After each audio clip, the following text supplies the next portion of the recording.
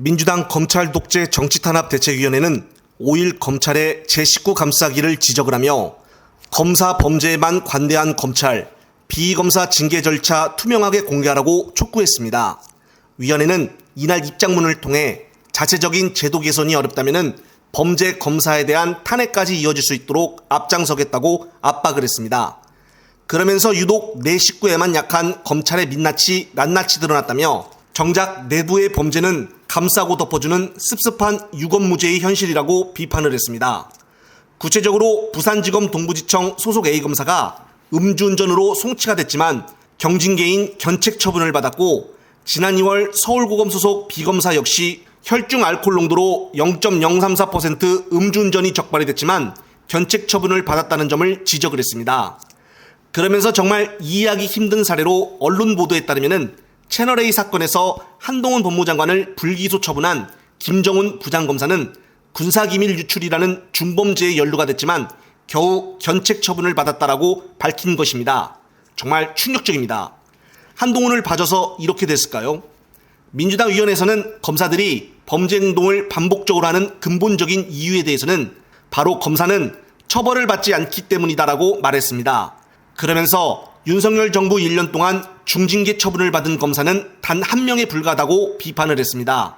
정말 민주당 대책위의 입장문을 보면은 화가 날 수밖에 없는데, 이와 관련하여 이재명 대표를 구속시키려 목매는 검찰의 행태를 말하는 송영길 전 대표의 발언 보시고 이어가겠습니다. 그렇게 이재명 구속시키려고 발버둥 칩니까? 여러분, 아니 불구속 재판의 원칙에 따라 증거 차원 없이 기소하면 될 거 아니에요.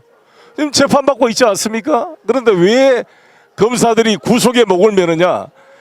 구속을 시켜야 나중에 무죄가 나오든 상관없고 사법 질서를 검사가 주도하는 이 체계를 유지하고자 하는 것입니다.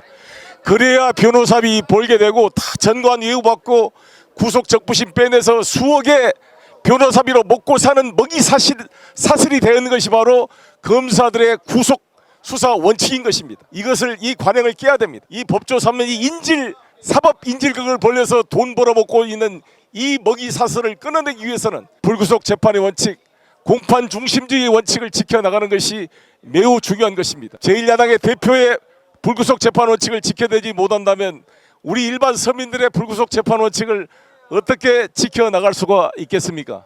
네, 그렇습니다. 검찰이 반드시 문을 닫아야 되는 이유가 바로 여기에 있습니다. 반드시 기소권만 주고 수사권은 배제시켜야 합니다. 지금도 국민들의 민심이 이렇게 심각한 상황인데도 불구하고 윤 정부와 국진당은 의혹 덮이기에만 몰두하고 있습니다.